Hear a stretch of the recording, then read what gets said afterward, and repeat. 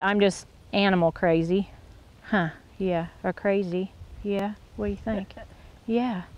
Come here, girls. I have just always connected with animals growing up. We had dogs and a cat in the house, and I wanted to be a veterinarian when I grew up, but I was not very good at math. That was like my worst subject. Instead, Jill Wallace became a nurse and kept animals on her 10 acres. Now it's practically a zoo. I have about 8 cats that I've rescued from the shelter and several dogs, and my friend had goats, and I would go help her clean her goat pens or do her goat health. And in payment, she felt like she had to give me a goat.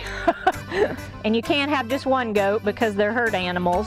You have to have 2. So that started with 2 goats, and then I rescued a couple horses, so I have those, and we got the donkey for company for the horses, and then I got more goats, and it just kind of snowballed from there. I just have always loved animals. They don't want anything from you. They just love you unconditionally, and I like that, and they're kind of my therapy after a long day of taking care of other people. You know, being a nurse, I work at a doctor's office, and it's just nice to come home and unwind. But of all of Jill's animals, the goats get the most attention. Since I've gotten my goats, everything's goats. These aren't ordinary farm animals. They're called myotonic or fainting goats. You almost fainted. People know exactly what you're talking about when you say fainting goat, where when you say myotonic goat, they don't know what you're talking about. They don't really faint. They have a condition called myotonia congenita. There are other species that have it. I've seen cats that have it. Actually, humans can have it. Come on, come on. Where are you going? Where are you going? Oh. So you can see how stiff they get, and a lot of times they'll just face plant. When they do faint, or they don't really lose consciousness. Like I said, some just stiffen, some readily fall.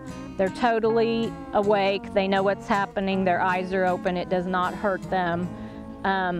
Sometimes they'll holler out, and then they'll just get up and move on and kind of gradually get out of the stiffness. Where's Isabel at? Oh, there you are. Were you taking a nap? I just thought it was very unique. They were on the Nature Conservancy's list of endangered animals, and that's how my friend got interested in them, trying to save the heritage breeds and bring them back, and so I was very interested in that also. I quit smoking about 2.5 years ago, so this has been my new addiction instead of cigarettes. But it's a good one because it gets me outside working and taking care of the goats, and I probably have spent more on goats now than I have cigarettes, so that's a good thing.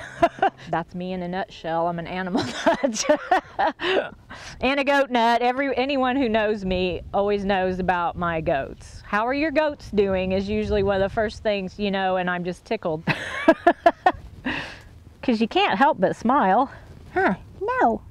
So you're a smile maker. Yes, you are.